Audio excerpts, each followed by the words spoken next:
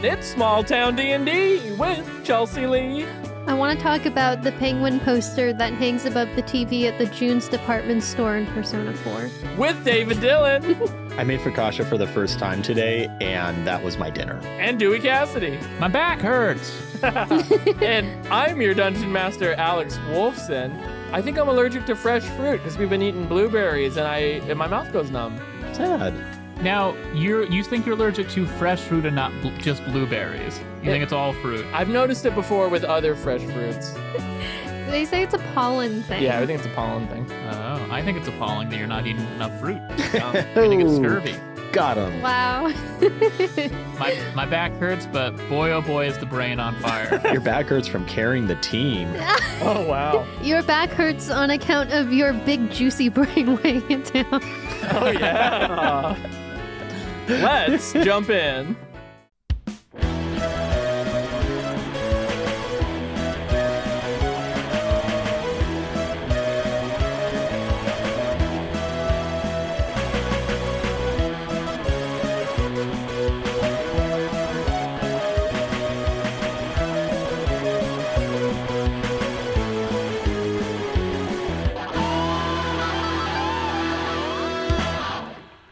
When we last left off, you entered Cusco Design, the austere and precise woodworking and design workshop in the Pawn District, durdling in the entryway as the owner hides inside, insisting on his big reveal. You eventually meet Cusco, a halfling with thick black octagonal glasses who runs the shop and who's kind of been in the background for a while. I think I would have remembered that. And you re-meet Atoth Felspur, his apprentice. You test out all of their furniture, which they call perfect. Jeremiah sits in a chair and is mentally transported back to the womb, gaining inspiration. Clegg tries out a daybed and is sent to a childhood memory of peace and comfort, gaining a short rest. And Albert throws up in the corner.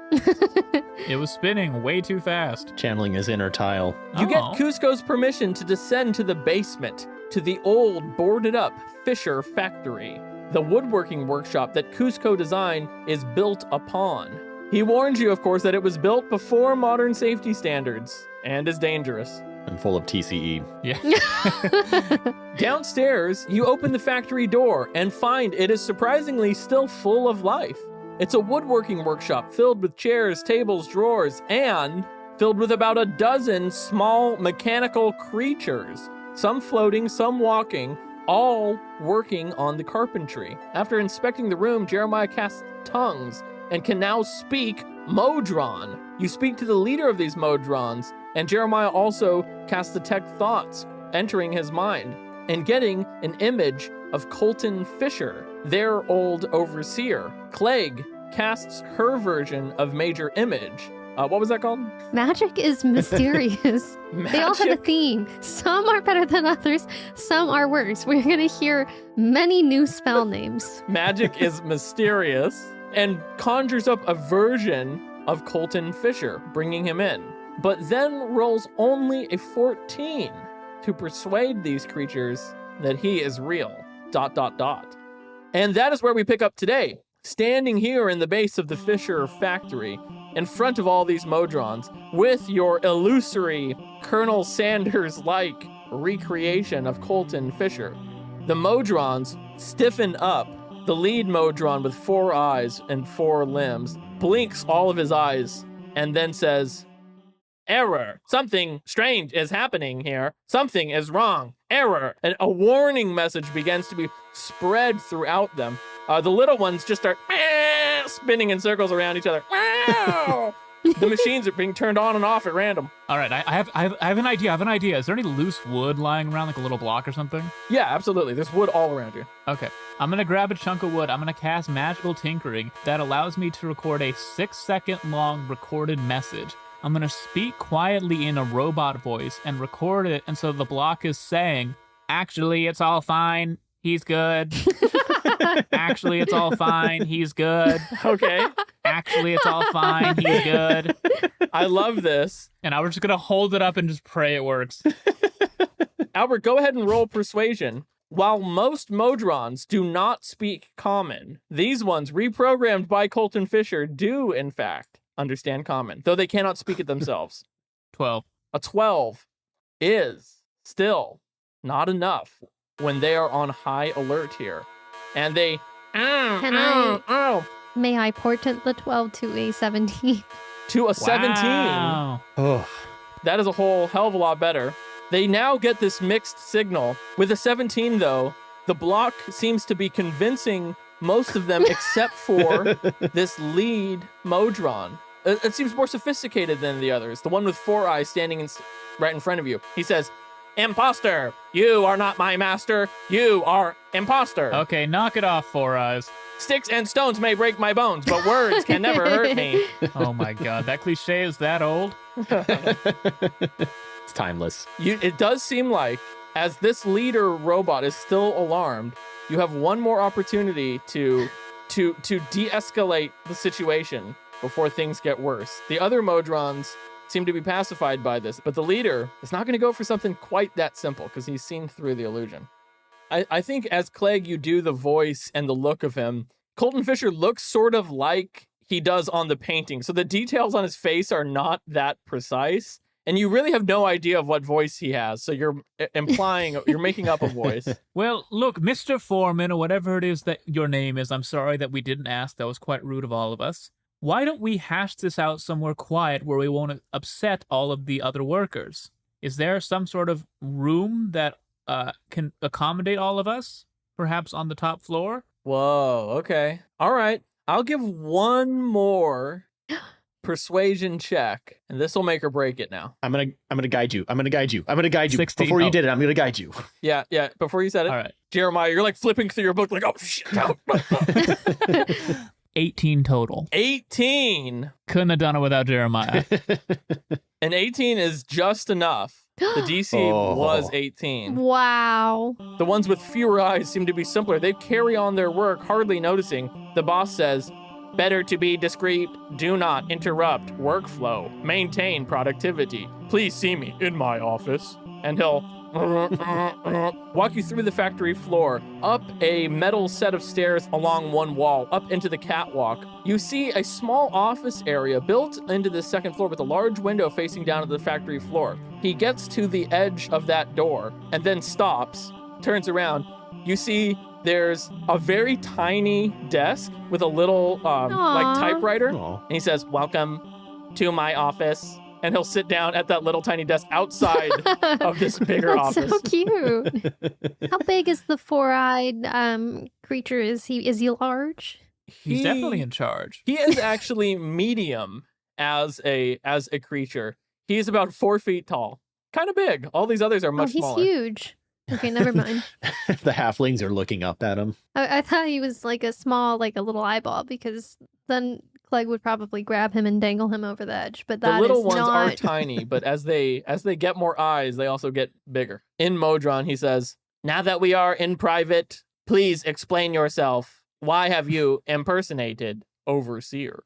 How do you know it's an impersonation? Could an impersonation do this? And I'm gonna make Colton like softly weep and go, "Oh, my poor boy. Don't you recognize your own father?" Jesus Christ, Just Plague. weeping. The machine will say, playing tape of Overseer's voice. "Get back to work, you little robots. I didn't create you for nothing. I created you to work 24/7, not 23/7, not 23 and a half. I fired all those damn gnomes to boost my productivity. Now get back to it." Tape completed. Sorry, I didn't get a good idea of who that man was through that particular recording. Could you play a recording of him talking about any sort of prize chair? Playing recording. "Oh, I sure do love my chair. It's the comfiest chair I've ever made. In fact, I might sit in it every night. I'm going to cuddle up in here. I don't even need a bed anymore. Oh, it's great to be rich. It's great to be an asshole." Tape It's completed. great to be Castleberry. Now, okay, well, I'm still a little unclear. Does he have a tape where he specifically says anything about taking a chair or the words Chester's chair? That might help me understand who he was. Playing tape. I love living in Chester's chair. I love the crustados, the weather here. A lot of people don't like the weather in Chester's chair, but I say they can take their chair and go back home. Tape completed. Does he have one where he says the word poop? Playing tape. If you're not finished by the time I take a poop, I will shut down each of your robots. I mean it. Tape completed. That one was just for me.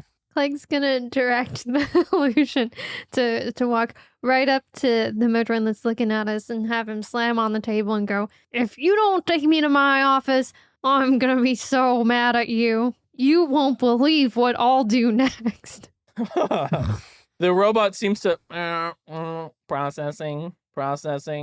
Yeah, good job processing. Keep doing that. Had you started with that, I think he would have just gone for it, because Major Image is a powerful spell. So this is now convincing, but he is also reconciling this with the fact that he's been speaking in a different voice the whole time and just weeped in front of him. The tiebreaker, I think, is going to be another persuasion check, please, Clegg. Oh my gosh. Oh, God. We'll get there. Mr. Modron, don't you know that people change? People go through weird personality shifts just for the hell of it, and that is a...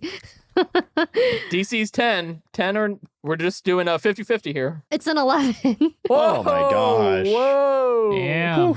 The Modron says, processing completed. Boss, it is good to have you back. He stands up. What is your command? Take me to my... Wait, hold on. I can't do it. I can't do the grisly old man. Give me to my office. Give me to your office. Yes, sir. The Modron's third finger is a small key, and he inserts it into the door and turns, unlocks the office door for you, opens it and says, "Welcome home," and then returns to his small desk and starts typing up more papers. You hear them printing inside his mouth. No. Why was he programmed to be wet?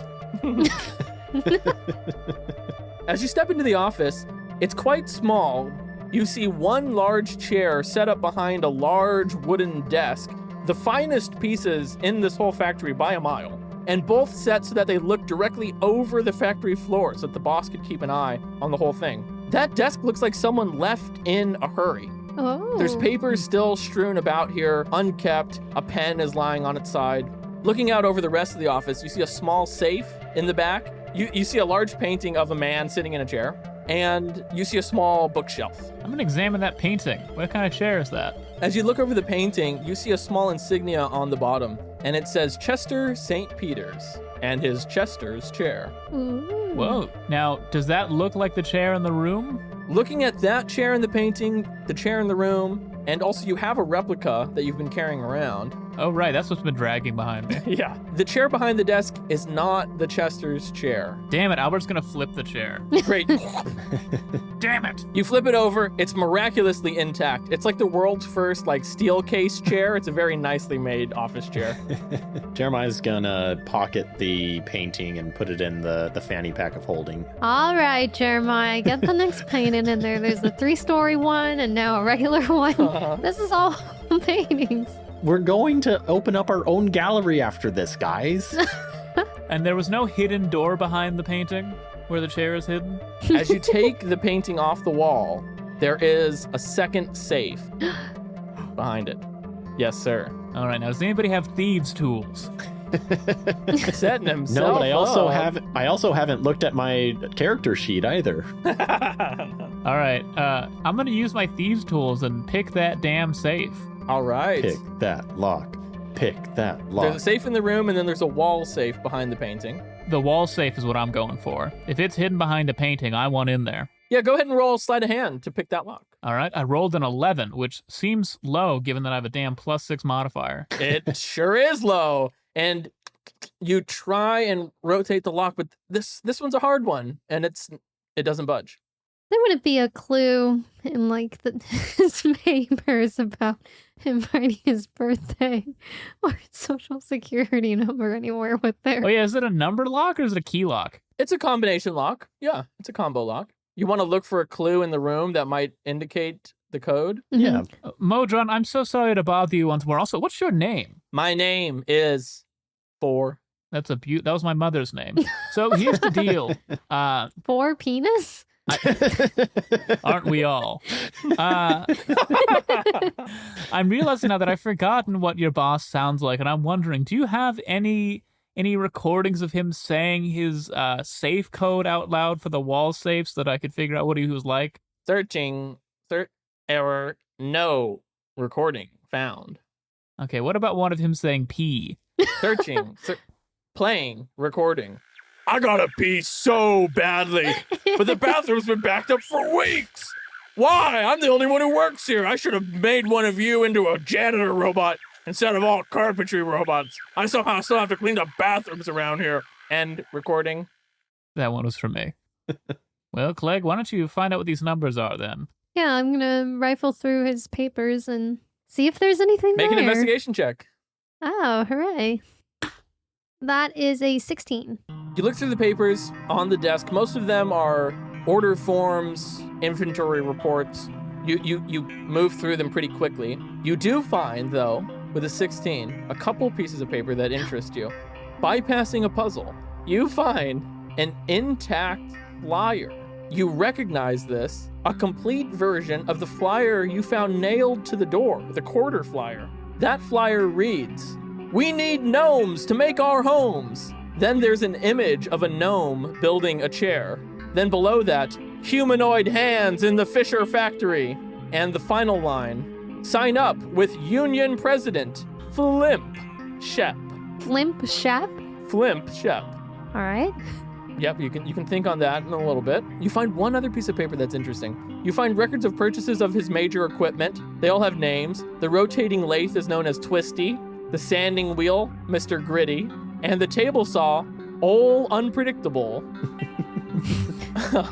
As you look through it, you expect to find a bill of sale for the Modrons themselves or something related to them. But with your 16, your investigation reveals that bill of sale is conspicuously absent. What an odd puzzle. Clegg's gonna share the flyer and the records with the group. Old Twisty, that's what they used to call me in grade school. Jeremiah, does a Flimp Shep, a Shep family in Chestershire ring a bell for you? I don't know. DM, can I roll for it? Yeah, let's get some history checks. I'll say everybody.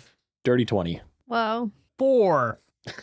18. Wow. Albert doesn't know shit. A 4, 18, and 20. Very funny. As you think about this, you realize, wait, there is a Shep family still in Chester's chair today. Who? You know of one member of the Shep family, Orda Shep, the gnome woman Oh my god, Of the I Root forgot. District. I The forgot Queen her of the last Orphans. name. who's a mother figure to Albert Peters. Albert, you've never heard her last name. I always just thought of her as Orda. I thought she was like Oprah. She had one name. Wow. Orda Shep. I knew she was old, but I didn't know how old. I knew she was kind, but I knew how kind. And as far as the combination lock goes, with a 16, you don't find anything. How many numbers in the combination? Looking at the dial, there's like 35. There's 35 numbers to choose from? Uh-huh. It's one of those spinning combo locks. Like, Oh, okay. That makes more sense. Yeah. Okay. Well, then, yeah, I'm going to do 0000 to see if that works. great. You put in 0000, it does not work. I'm going to put in 0001. Oh my god. That doesn't work either. All right. I'm going to keep doing this in the background while you guys figure this out. Alex like to put in 0002. Also doesn't work. Jeremiah is going to investigate the bookshelf. Investigate the bookshelf. Great. Go ahead and roll investigation for that. 00003. Sorry, not that one either. Another dirty 20. Wow. Whoa, Jeremiah killing it. Looking through the bookshelf, many books on the history of business, factory design, and layout. Sorry, I'm laughing because History of Business sounds like a book you're pretending to read when somebody walks by. Yeah. That's how Alex got his MBA. Yeah. I have an A+ in history of business. You find a book called Minimum Wage, Not if I can help it. Wow. 0005. Not that one either, sorry. Is that also on Wendy Wanda's Book of the Month? It is. You find a book called Safety Schmafety. 0006. Not that one either. You find a book called Activities of the Rich and Powerful, and on page 1 it says Counting Your Money. That's good. How old is what year was Chestershire founded again? 1,246 years before 2024. Math is hard. Is the combination 0778? Jeremiah, you find one more book. It stands out from the others because it looks like a picture book. You pull it out. It's clearly drawn by a child. At the bottom of it, it says Maggie Fisher as the author. On the first page of that, the date written, it's January 7, 78. And as you look at the code 0778, and Albert Penis, you scroll at 0778. Oh, Wow. holy shit, you're Opens. smart. Yes! Whoa. Wow. God damn. Look who knows his character sheet. Albert Smith turned them off. You open the wall safe. Though you might expect it to be filled with gold and riches, it is not. The wall safe is in fact empty, except for a single piece of paper. That piece of paper, as you take it and look it over, at the top it says Bill of Sale. Does anybody know a bill from the town of Sale? It's a contract that describes the purchase of 12 creatures of artificial intelligence, superior workers who will complete any task once programmed to serve a new master. It's signed by two parties. One, Colton Fisher. The other party reads Lan Sponk. Damn it! I was gonna jokingly bring up Lance Dude, you would have been 2 for 2. God damn And that is where we'll take our break. Oh my We'll be god. back soon with more. The Bye-bye. return of Lance Sponk. He's back, baby. God damn it.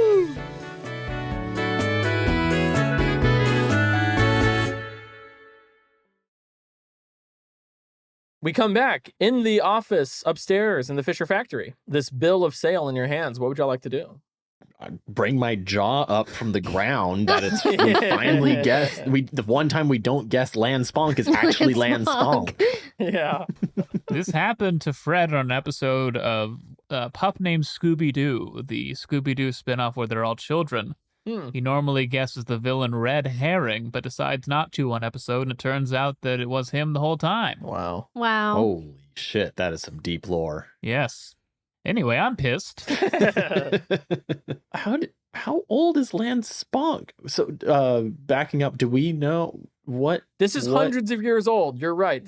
Colton Fisher has been missing for something like over 400 years. The chair's disappearance and Colton Fisher's disappearance both occurring around the same time period. So Lan Sponk either traveled through time or has an excellent skincare routine. Or he has a great-great-great-grandfather named Lan Sponk, for whom he was also Oh. named Lan Sponk as a family name. True. Ah. What race is Lan? Is he human or?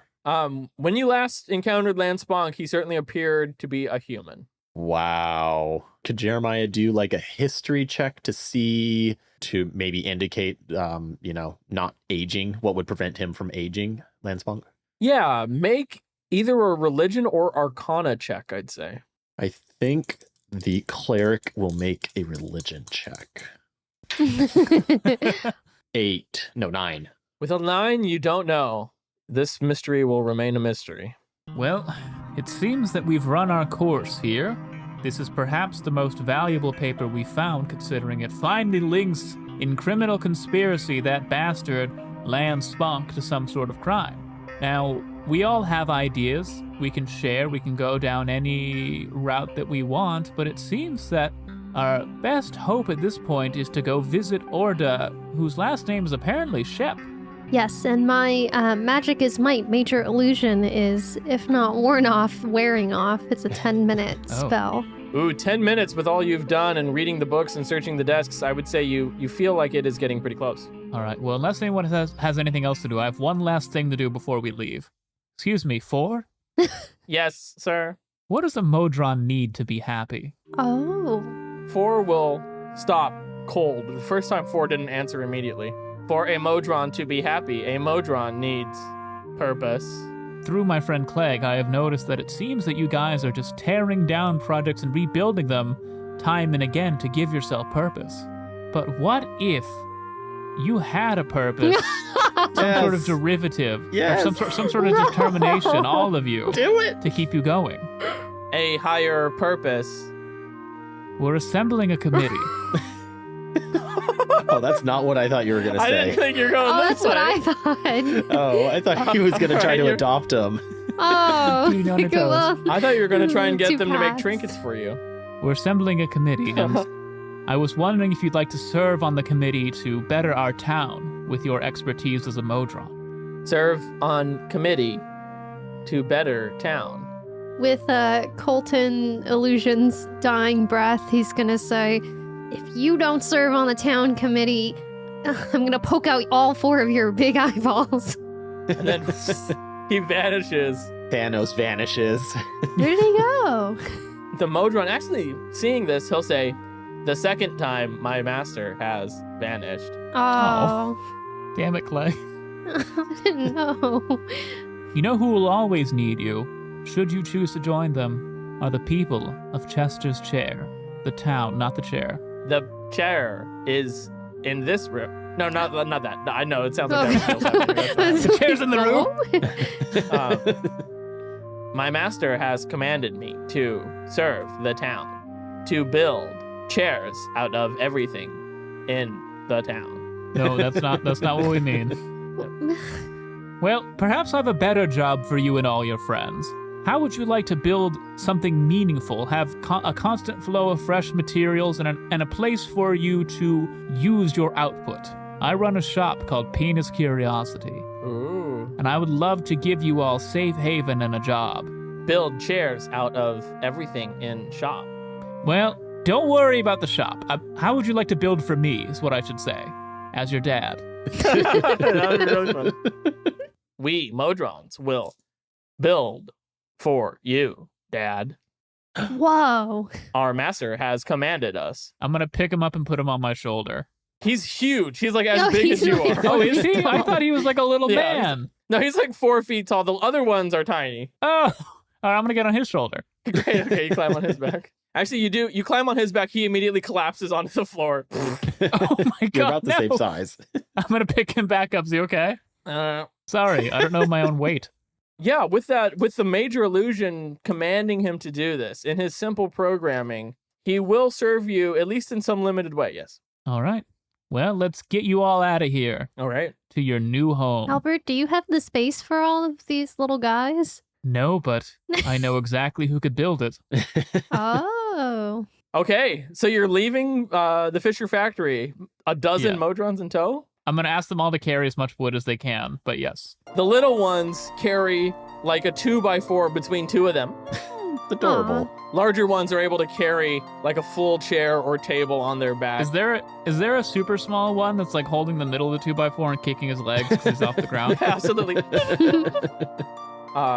You head back upstairs. As you pass through Cusco Design, Cusco and Atoth just stand there, mouths open, as you like lead out an army of advanced robots. Jeremiah is going to say, here, I have some light reading for you guys. And I'm going to give him the 3 books, the minimum wage, not if I could help it, safety, schmafety, and activities for the rich and powerful. And say, is this interesting enough for you guys? Oh, right. You were trying to find him some... Remind me of the details of that. I don't remember what I had. Like, I wanted the chair, the chair that I lost, that I got my inspiration point from, that he was Yeah. going to charge 19,000 gold for. We agreed sort of that if I could find something big and exciting, they would consider lowering the price. right. Okay. You find these books and they go, I think I can give you a discount for such a historical find. Let's call it an even 13,000 gold pieces for this chair. Jeremiah just smacks the books down and leaves in a huff. Okay. Wait, hold on one moment, Jeremiah. Ooh. 13,000 gold for that share is still too high a price for the work that my friend did for your store. How about this? You give it to him for free, and I wait a whole year before opening penis furniture. Oh, little Whoa. competitive threat here. Make an intimidation check, Albert. Albert's gonna get on his tiptoes. Whoa. 21. 21. They look at each other. They kind of mutter. Cusco will say, "A rival. Just know that when you compete with us, you're competing against perfection." I'm sorry, you said a rival? That implies we're on the same level. Oh, they converse as a show of competitive goodwill. We will give you 1 foot massager. And they step on a platform and it folds out. What does it do? What does the foot massager do, Clegg? Does it give you something special? It's like a series of wooden rollers that are pointed somewhat so that they like press into your feet like Jeremiah pressure puts points. his little piggly wigglies in there. Jeremiah, you're instantly relaxed, and you feel that for the next hour you have advantage on all dexterity checks and saving throws. Wow. Oh, yeah, great. Take it as a sign of goodwill. I will caress my feet ever gently with this and ever often. I hope so. That thing normally sells for 9,000 gold pieces. Please do consider market segmentation when you open your shop. And you should consider building a mirror, because you two had better watch your ass. Whoa! Wow. Great. Jeremiah, you can add a perfect foot massager to your inventory. Perfect. I think we're going to Well, Orda you guys can head to Orda, but I need to drop the Modrons off first, Oh, I yeah, think. sure. at daycare. Modron daycare. All right. Oh yeah, who's gonna watch them? Well, they have a bunch of eyes. Maybe they're going to watch each other. Hey, that seems like 4 has it covered. Oh. So we quickly stop by Penis Curiosity to drop off the Modrons. Albert, what's your plan for this? Sweet Robbie Rowe, could I have a word with you? Boss, yes. Oh my, what? What are these things? No. What Sweet are Robbie, these Robbie, things? hold on. Get the axe. Hold on. Get the axe. Hold on. No, do not get the axe. Okay. Do not get the axe. Okay. I'm so sorry that I didn't warn you, but we do have some new additions to the family. These are the Modrons. What are they? They are excellent little creatures that will build for us. So what's going to happen is that I'm going to buy you some earplugs and some sleeping pills, because something tells me they're going to start building right away, and I don't think they eat or sleep, so it's just going to be straight building. But they're going to build an addition onto your building that will function as a boutique furniture shop / factory. I don't know where the wood is coming from. They might go back and forth between another shop. They may chop down a nearby forest. Not my business, quite frankly. But either way, they are going to be changing our lives. You are witnessing the birth of the Penis Empire. I am your god playing the fiddle as the city burns. We will have I'm so sorry.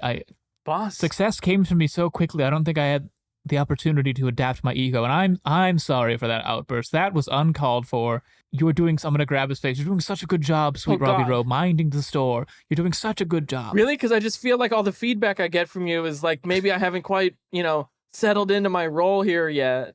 Well, here's the thing. The role in the store, awesome. Social dynamic needs work. We'll work on that later. But now, your new little brothers are going to be building the next phase of Penis Curiosity, Albert Penis Furniture. And in a year, we're knocking off the Albert. It's just Penis Furniture. If you say so. I just have one question. Yes. Why do they have fleshy faces and robot bodies? I'm going to give you the same explanation that I gave for where the wood comes from. Not my business. Don't know. Does this work? Modrons, get to work building your factory. The lead Modron, 4, seems to take this information, turn to the others, then and they pass it down to every level of Modrons, and then instantly get to work. They do begin taking apart a fence and building an addition above. That does remind me, sweet Robbie Rowe, if you have the time later, could you go by the Lie Bar and see if you could pick up a book? I believe it's titled What to Expect When You're Expecting Modrons. I need to know how to take care of these things. No problem, boss. Look, sweet Robbie Rowe, you finally got so many children to entertain. I didn't even think about that. They're 400-year-old children. That's awesome. They're little guys. And with my happy hat and All right, my well, let's go check out Orda, nose everybody. and my big old bag of stuff. Leaving Penis Curiosity, you cross through the Root District and you make your way to Orda's house. This is one of the oldest homes in the Root District. It is a simple wooden home sitting over the swampland, but it's a community center of sorts. It's kind of a neighborhood hangout where people come and pass the time. It also is the de facto orphanage in town. Murgo previously lived at Orda's house, and Albert Penis did too. Ooh. And as you enter this large, simple wooden home, it's made up out of several rooms of odd sizes, each all built at different times, but connected to each other. You push open the front door, which is always unlocked. It is filled to the brim with knitting. And inside this main room, you see one little human orphan, and actually Baggy's here today, and the two of them are hanging out. Oh, hi, Baggy. Hi, Clegg. Hi. Why is Hi. Baggy here? Hi, it's good to see you. It's good to see you too, Clegg. Hi, Albert. I just hang out here. Okay. I got off work early today because I ran out of flowers. Sure. I'm sure Orda comforts you, considering you lost Joanna Thistletop to me in the competition of our love. What? Nothing. Good to see you. Good to see you. Bye, Baggy. Oh, I'm staying. Oh, well, we just said I didn't know if we were going to go to another room or something. You looking for Orda? Yes. Yeah. Orda Nearby? Shep, it turns out. Did you know she had a last name? Yeah, Orda Shep. What's your last name? I don't have one. I'm just Baggy. Oh. So what happens if you and Clegg were to get married? Who would take whose last name? Would Clegg Oh my take gosh, the no last name, Well, Jeremiah. or would you take the Oh, chum Jeremiah. stool? Oh my gosh. This is so crazy. Jeremiah is just being like an awkward old man about it. Oh, Baggy, are we still on for Pizza Friday night? Yeah, you want to get pizza? Yeah. Yeah. All right, bye, Baggy. I still have time. Okay, bye. Come on, Brucey, let's go. We'll go into the bogwater room. That's where Orda ferments all the alcohol. who's Bruce? Come on, Brucey. And she holds the hand of a little boy, a human orphan boy who lives in Orda's house. What is this poster of Jackson Fisher with a line across his face doing on the door to the room? Yeah, his face is crossed out on the door to the brew room, as if he's not allowed. Oh, he's been breaking in. Oh. As Brucey leaves, this little orphan boy will chime in. He looks at you wide-eyed. He goes, "Oh, nothing's what it seems it is. Everything's God. everything's a little different than what it seems it is." And he'll leave. What was that about? Jeremiah wants to detect thoughts on this crazy fucking kid. Okay, you got to go into the other room. That's fine. Clegg, is Jeremiah chasing a child in another room? Wait a second. I need to know this kid. That bandana really changed him. You need to know him. You push into the other room, into the cidery. Baggy's like, "Oh, hi, Jeremiah. Oh, hi, Baggy. Hi. Hi. Hi. I'm Hi. here for Brucey." Oh, okay." And he's gonna detect Brucey's thoughts. Brucey just looks at you. He goes, "Oh, wow. That guy's so round. If he were pushed over, he would roll like a perfect ball. Wow. Nothing's as it seems to be."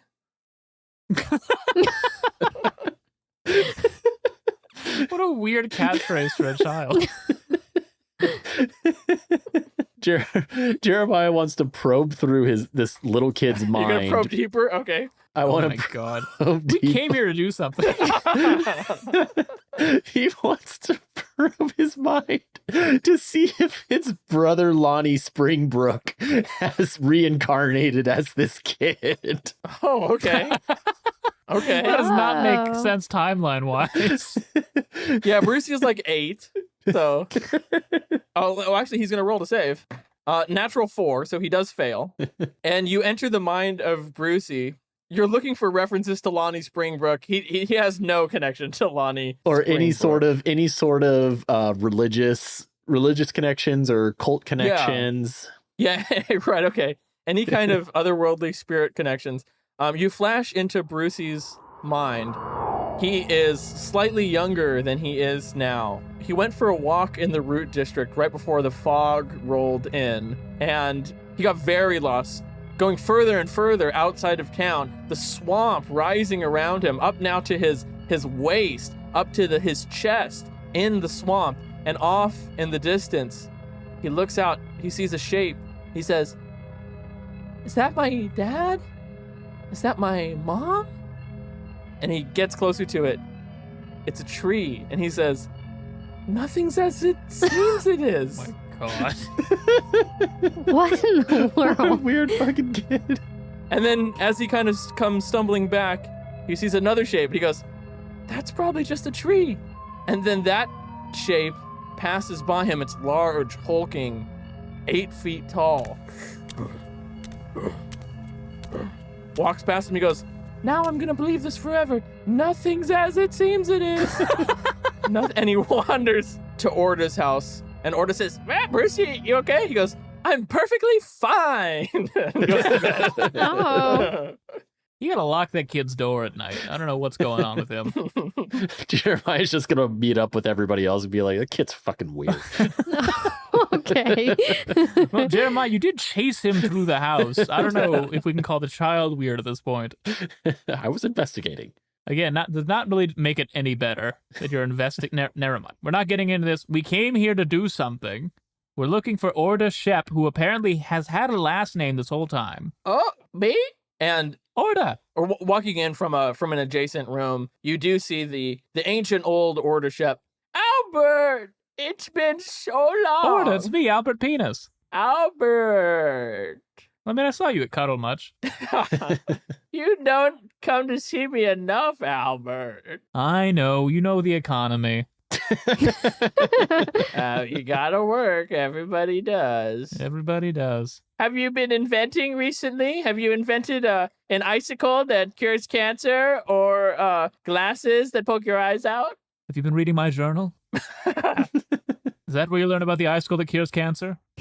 No, Albert, I was giving an example. That's great. Well, it was spot on, and I've been stolen from before. I'm sorry, Orda. That was not becoming of me. I know you wouldn't do that to me. I would never. Come Orda, here, we give me a come here hug. for a reason. Oh, I can't say that. Give me a I'm gonna hug. give her a little hug. Oh my gosh. Look, Orda, we're here because well, first of all, were you aware you had a last name? Oh yes, I'm a Orda Shep. Orda Shep. Now, any relation to what was her name? Twink Shep? Twink Shep. Blimp. Oh, Shep. Twink was my sister. Oh. I So haven't. What was, the, It's been so long since Twink passed. I miss her still. what was the actual name, Clegg? Blimp. Shep. Limp? Blimp. Limp Shep. Shep. Limp Shep was my uncle. He was All an right. ice man. Now that All right, was a I'm just nice gonna- man. I'm going to push Clegg to the front and she's going to He talk to was you an now. alcoholic. Blimp. Shep. Maybe 400 years old down your bloodline. Flimp Shep. Union President Flimp Shep. What do you want to do with Flimp Shep? Well, Orda, are all the doors closed? All the doors are open. Albert's going to Jeremiah starts closing the Go door. on. one by Close one the shut doors. the doors. There's a lot of doors in here. Why do you have so many? This one doesn't lead anywhere. It's just for decoration. That one looks so lovely. Orda, there's 10 chairs and there's 10 doors inside this closet. What are you going to do with these? You don't know when guests are coming over and they need a door. You're going to install one of these doors? They don't even, this one I- goes to the floor. Albert, if you've lived as long as I've lived, you've seen a lot of people come in looking for doors. How long have you lived? I'm 425 years old. What? Oh my What? gosh. This is incredibly relevant. What? Well, Orda, now that I've shut, I believe, every door except the ones in the closet, which again they're just loose doors. And there's that little one on the ceiling that Oh looks my up. God! I knew Jeremiah. Could you reach the little one? That's so birds can come in. Or is that why your floor is covered in bird shit? Albert, I like the birds. You're brewing drinks in here. That's horribly unsanitary. They like it. They take a sip too. Is that why there's like 7 drunk birds catcalling in front of this building? That's why the birds are out there. They called me a shrimp boy, and I didn't know if that was like a comment or like a compliment. It's a compliment. It's a compliment. Okay. Or to Flimp Shep. Flimp Shep. Shep. Flimp. Oh. Flimp. Everyone should take a seat. I need a seat. She goes over to her rocking chair by the fire. She bids you sit down on the various sofas and Doors. yeah, take a seat on the doors anywhere you like. Damn it. Flimp Shep. Flimp was my father. Wait, I thought you said it was your uncle. No, that was No. Flip. Or Limp? Limp Shep was my uncle. He was a nice man, an alcoholic, though. He used to come barging around. Oh, we're off topic again, yeah. We're off topic. Limp Shep. Would he cat call with birds? He was the worst of them. Is that why you have so many doors, so that he would get confused and just give up? To confuse him. If he came in and there was only one door, he'd know where to find you. But if there's many doors, it would take him ages to get out of this room. You put a drunk man in this room and you close all those doors, he's never getting out. I did notice that on 2 of the doors in the closet, one said, "The man behind this door only tells the truth," and then the other one said, "The man behind this door only tells lies." That would hold him up for hours and hours. Limp Shep, nice man, but he had his demons. Oh my god. Orda, we've learned everything about Limp Shep. Now, what about Flimp Shep? Limp Shep, my father. Yes, my father, I did not know him well. He died when I was young. How young? Like 100? Yeah, like 30. Oh, I'm so sorry. Is that why you became so interested in the how do you turn orphan into a verb? The orphaning? Yes, that was the start of my orphaning.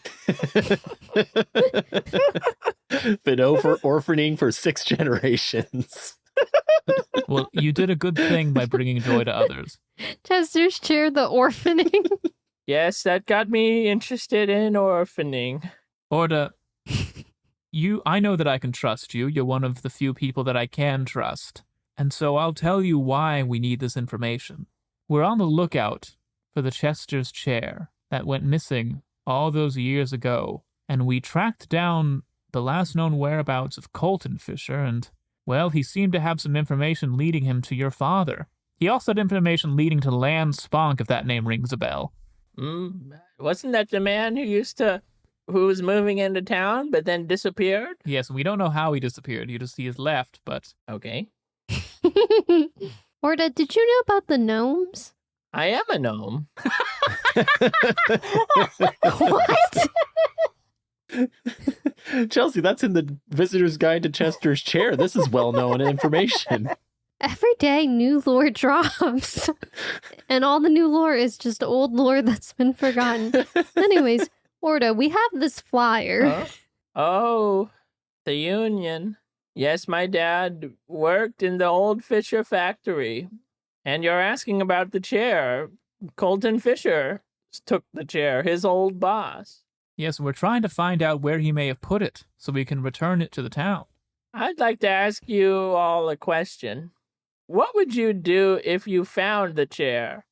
Well, the entire city, the entire town would be revitalized. Back when my great-great-grandfather was in Chester's Chair, he would tell stories about how people would line up around the square, or slightly rectangle, but this is the thing that our town is missing. This is the missing piece. The missing piece square. Now, I personally had an idea that we would set up the chair opposite the missing chair podium, so that way we could commemorate when the chair was missing, and then, oh, it's back, and, commemorate its return as well. We are the Chester's Chairs, and without the Chester's Chair, our name is pretty silly, so we are looking for this chair. Plague, you didn't answer. What would you do if you found it? Tile asked us to look for it. I guess we'd give it to the town in exchange for a tile so that one day we can save up for the golden tile. Yes, there's a and whole earn our reward reward. system that you're not keyed in on, Orda, that if you understood, would make this a little clearer. So you want the chair because it will bring the town and you wealth and prestige. Yes. Well, I care more about the town. I'm My own wealth and prestige is already well underway with my shop and coming furniture enterprise. I think a legacy too for our generation. I don't have many years left in me, and if I could be remembered as the person who was able to find this chair that nobody has been able to find for hundreds of years, then that's good. Orda, it seems that you're implying that there's a reason that the chair should stay missing. Well, I just want you to know what you're asking for. When you go looking for the truth, some things of our town I think are best the way they are. But if you're looking for this, and if you really, really want it, and if you think it's a good idea, We do, Orda. go ahead and roll 1 persuasion check. 22. Whoa. Great. For this one, because Orda trusts you, the DC was 5. Wow. Oh my gosh. Wow. We would have found a way to botch it. Orda will stand up from her rocking chair. She'll kick off the bottom rocking piece. She'll take off the pillow and the blanket No. that have cradled her back for many years. She'll unscrew a armrest that's been nailed on and slide the Chester's chair across the room to you. Orda, were you sitting on top of another door? And that's where we'll end tonight's episode. Wow. Oh my Wow. god. Thank you, listeners, Right in front of us for the listening. entire time. Thank you, DMs, for Oh my hoodwinking us. God. Thank you, players, for playing. Yeah. The real treasure was the chairs that we saw along the way. Oh. Albert spent years chewing on that thing. Folks, if you want to support the show, you can rate and review us on your podcast app of choice. You can follow us on Instagram at SmallTownDND. You can write about us on the internet. That's something we're really trying to grow, actually. So if you're in D&D forums or Discords, groups like that, subreddits, yeah, talk about us. We really would appreciate that. If you're a frog, a sub-ribbit. It helps us grow. And the best thing you can do to support the show is to think of a friend in your life who would also like it and share it with them. And until next time, folks, bye-bye. Bye. Goodbye. Bye. What a reveal.